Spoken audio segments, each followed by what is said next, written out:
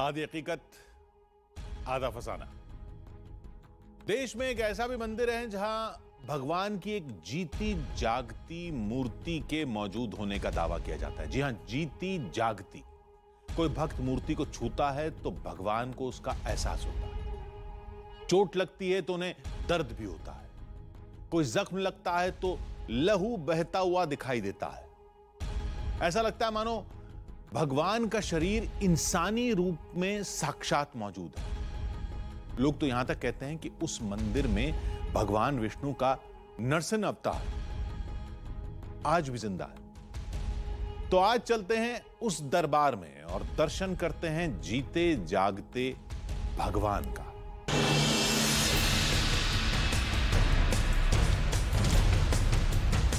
नरसिंह देवता के उस चमत्कारी धाम की तलाश का हमारा सफर तेलंगाना के वारंगल से शुरू हुआ, जहां से हमें 800 किलोमीटर दूर मल्लूर तक जाना था। देखिए, आपने और मैंने बहुत सारे सफर एक साथ किए हैं, बहुत सारी ऐसी चीजें देखी हैं जिन पर यकीन करना मुश्किल था, लेकिन आज जिस सफर पर मैं जा रहा हूं वो वाकई अपने आप में एक बहुत ही डिफरेंट सफर है। एक ऐसी चीज जिस पर यकीन शायद हम नहीं कर सकते, क्योंकि आज तक प्रतिमा का, किसी मूर्ति का जो स्वरूप हमने सोचा है वो बहुत ठोस होता है, सॉलिड होता है। लेकिन आज मैं एक ऐसी खोज पर निकला हूँ जिसमें मुझे एक ऐसी प्रतिमा मिलेगी जिसकी बनावट बिल्कुल हमारे जिस्म जैसी है। हमारे जिस्म की तरह ही वो सॉफ्ट है, हमारे जिस्म की तरह ही उसके अंदर खून बहता है, उसकी वीन्स में ब्लड है। मतलब आप मूर्ति का जो कॉन्सेप्ट है इसको बिल्कुल उलट दीजिए और हम जा रहे हैं लक्ष्मी नरसिंह स्वामी के एक ऐसी मंदिर में जहां पर इस तरह के और भी कई सारे चमत्कार हैं जिनके बारे में लोगों ने हमको बताया है, और उसी की तलाश में हम इस वक्त तेलंगाना में हैं। नरसिंह देवता के जन्म को लेकर कई पुराणों में लिखा गया है, जिनका आधा शरीर इंसान और आधा शरीर सिंह का था। इस खंबे में भी है। यदि वो इस खंबे में भी है तो मैं अभी इस खंबे को ही चकनाचूर कर देता हूँ। बचा ले अपने आप को। जो अपने भक्त प्रहलाद की रक्षा के लिए एक खंबे के अंदर से प्रकट हुए थे।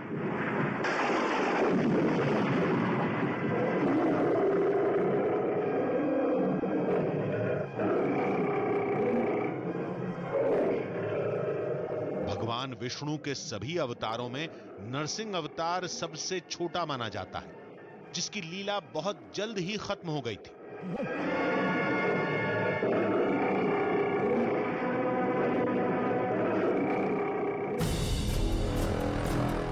लेकिन लोगों को विश्वास है कि उस धाम में नरसिंह अवतार आज भी जिंदा है, जिसका सबूत है वो चमत्कारी मूर्ति जो सख्त होने के बजाय इंसानी शरीर की तरह कोमल है। लोग कहते हैं कि उस प्रतिमा में जान है, क्योंकि उसके अंदर से खून बहता रहता है। इन अजीब दावों के ख्यालों में खोए हम मंजिल की तरफ बढ़ते चले जा रहे थे।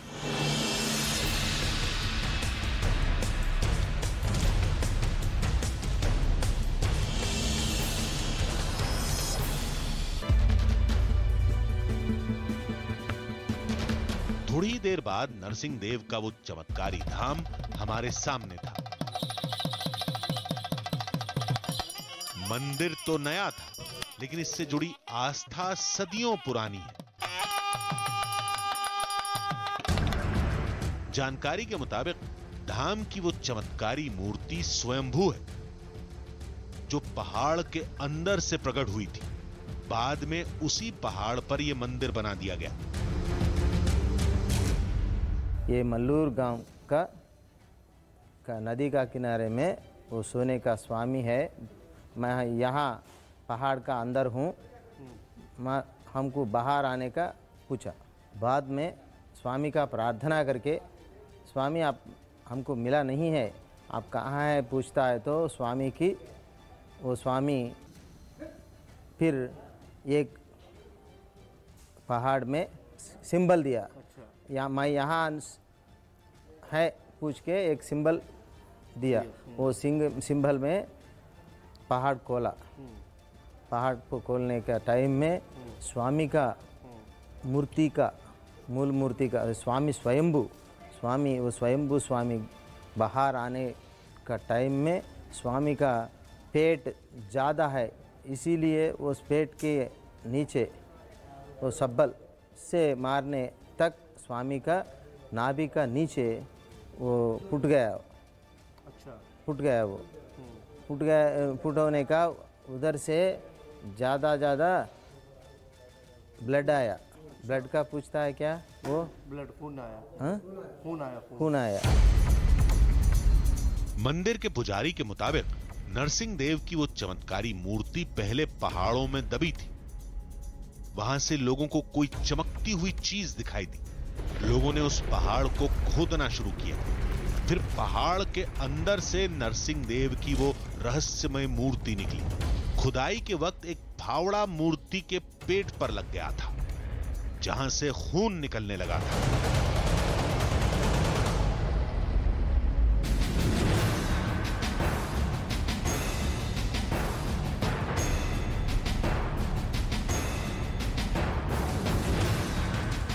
ऊपर पहुंचकर हमने देखा कि मंदिर का गर्भगृह वाकई पहाड़ों के बीच बनाया गया था।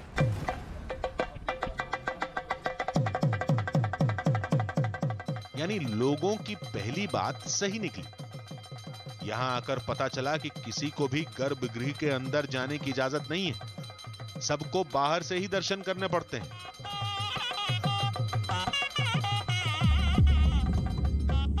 किसी भी कीमत पर पुजारियों के अलावा दूसरा कोई अंदर नहीं जा सकता। अब आम लोगों की तरह हमें भी उस चमत्कारी मूर्ति को बाहर से ही देखना पड़ेगा।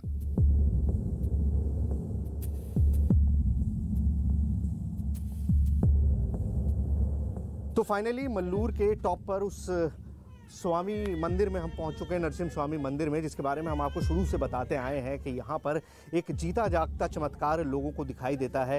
एक ऐसी मूर्ति जो साक्षात एक ह्यूमन बॉडी की तरह है, जिस तरह से आपका और हमारा जिस्म है। नरसिंह देव की ये मूर्ति बेहद अजीब थी। देखने में चमक तो पत्थर जैसी ही थी, लेकिन किसी मूर्ति का ऐसा रंग हमने पहली बार देखा था।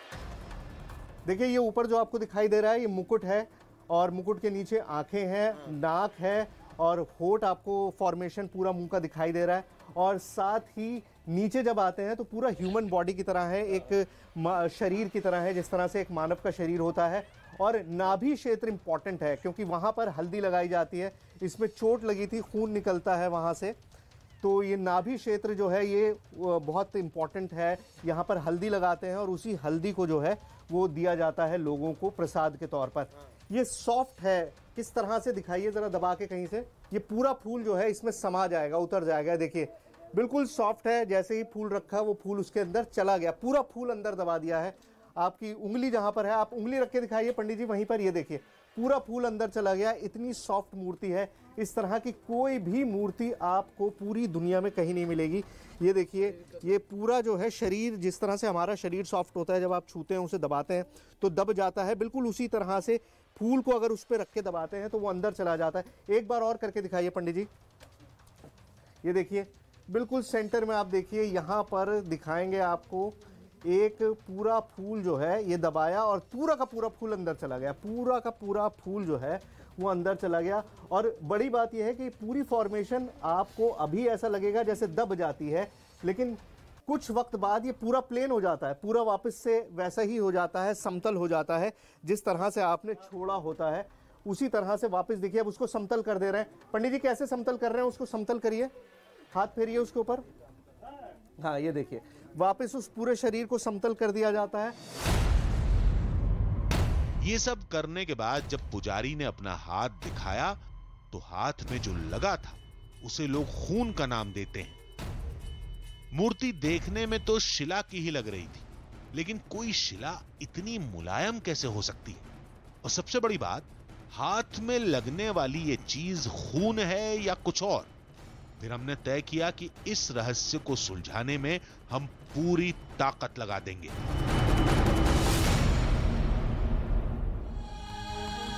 इतना तो हम भी जानते हैं कि जो मुलायम हो वो पत्थर नहीं हो सकता, और लाल रंग का हर लिक्विड खून हो यह भी जरूरी नहीं। अब हमें यह पता करना था कि उस धाम में जो हो रहा है वो क्यों हो रहा है। इसके लिए मंदिर प्रशासन से गर्भगृह में कैमरा ले जाने की इजाजत लेनी होगी। हमने तय किया कि हम सबसे पहले मंदिर प्रशासन को इसके लिए राजी करेंगे, लेकिन पड़ताल को लेकर जैसे ही हम आगे बढ़े अपने ही जाल में उलझते चले गए।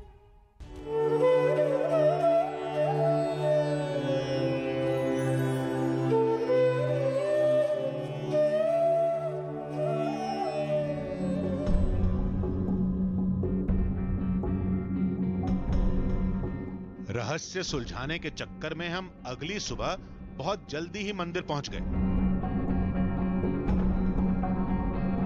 अब मैं आपको दिखा रहा हूं कि ये पूरा पहाड़ है और इस पहाड़ के सारे पत्थर उसी तरह से हैं जिस तरह के अमूमन होते हैं।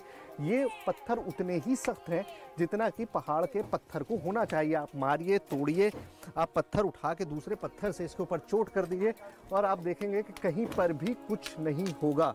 ये पत्थर बिल्कुल वैसा ही है जैसे एक नॉर्मल पत्थर को होना चाहिए, लेकिन इसी पत्थर से मुश्किल से 5 फीट की दूरी पर ये मंदिर का गेट है और सामने ही वो प्रतिमा है। और कमाल की बात यही है कि इस पूरे पहाड़ में, पूरा पहाड़ उसी तरह से पत्थरों का बना हुआ है। एक ही जगह ऐसी है जहाँ पर वो सॉफ्टनेस है, वो नरमी है और उसके अलावा कहीं पर भी नहीं है। जब हम गर्भगृह के अंदर कैमरे के साथ जाएंगे, मूर्ति छूने की इजाजत मिलेगी, तभी सभी सवालों का जवाब मिलेगा।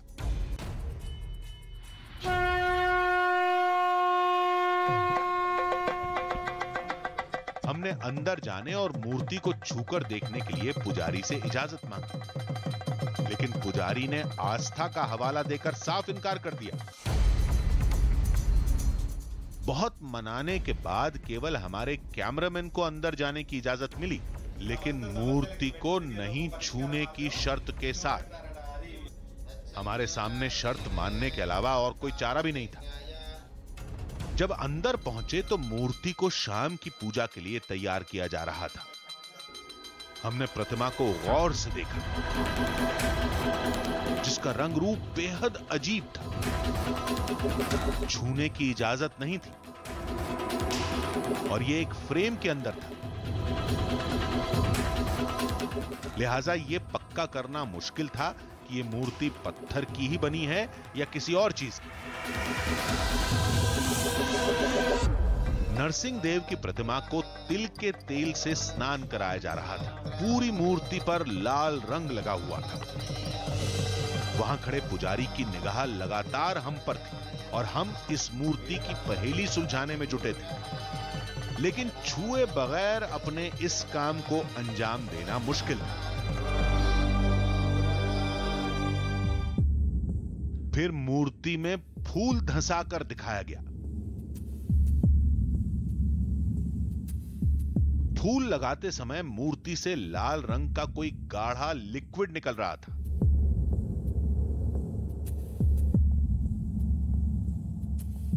इसे ही लोग खून बताते हैं। देखने में तो यही लग रहा था कि मूर्ति के ऊपर लाल रंग का कोई गाढ़ा और चिपचिपा पदार्थ लगा है, जिसे समझने के लिए हमने मूर्ति में उंगली धंसाने के लिए कहा। जैसे ही पुजारी ने उंगली बाहर निकाली, हमें अंदर कुछ मिट्टी जैसा दिखा।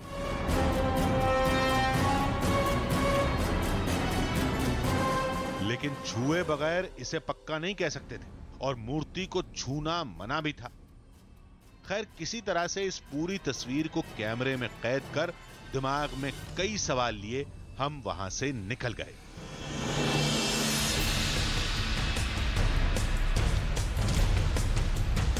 उन सवालों को लेकर हमारी टीम एक मूर्तिकार के पास पहुंची। मूर्तिकार कपिल ने चमत्कार को अपने शब्दों में समझाया। देखिए, मूर्ति नरम हो सकती है क्योंकि वो मिट्टी की बनी होगी, और नरम होने की वजह से उसमें उंगली भी धंस सकती है और फूल भी धंस सकता है। अभी जैसे आप देख सकते हैं, मैंने अपने हाथ पे तेल लगाया है और मैं इसको प्रेस कर रहा हूँ और उंगली बाहर निकालता हूँ तो मेरी पे उंगली पे मिट्टी नहीं आती। ऐसे ही उस वीडियो में अगर आप देखें तो लोग उस पर ऑयल लगा रहे हैं, ऑयल लगे होने की वजह से जब वो प्रेस करते हैं तो उनके हाथ में क्ले नहीं आती। लेकिन जब वो कोई फ्लावर उसमें प्रेस करते हैं उसके ऊपर उनके हाथ में चूंकि तेल है, मूर्ति पे तेल है, उसके ऊपर रह जाता है और उस पर हल्का हल्का वही ऑयल का कलर आ जाता है। जो ऑयल का कलर आ जाता है तो उनको ऐसा लगता है, लोगों को, देखने वालों को, ये तो अंदर चला गया। और ये क्योंकि उनके लिए ये एक रेगुलर काम है, अब मैं इसको और अगर प्रेस कर दूं फ्लावर को तो ये अंदर चला गया।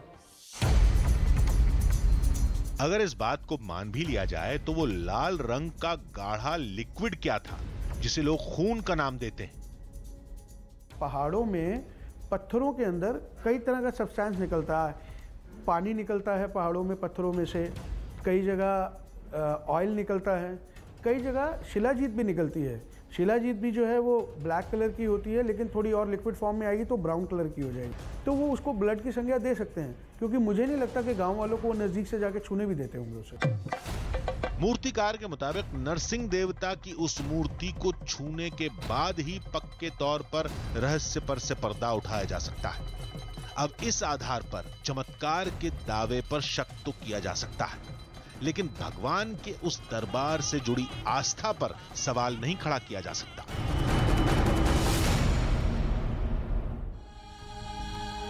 विज्ञान के पास हर चमत्कार का जवाब है। अब ये जरूरी नहीं है कि आस्था से जुड़े लोग उस जवाब से इत्तेफाक रखें, क्योंकि विज्ञान का तर्क अपनी जगह है और आस्था अपनी जगह।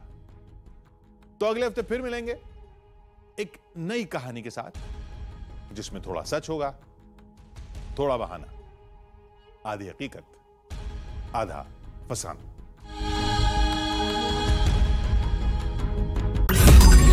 मैंने नहीं देखा इस तरह का चीट, इस तरह का क्रिमिनल माइंड पूरे जेल स्टाफ को ब्राइब कर देगा। मैं सोच भी नहीं सकता था। गवर्नमेंट फंक्शनरी को इम्पर्सनेट करता था, आवाजें बदलता था। टारगेट भी बहुत पावरफुल, धनवान लोगों को करता है। ये एक ही चीज से रुक सकता है, अगर आप इसकी जीभ काटें। न्यूज चैनलों के इतिहास में पहली बार न्यूज 18 इंडिया की web series FIR number 208 streaming 3 February 9 PM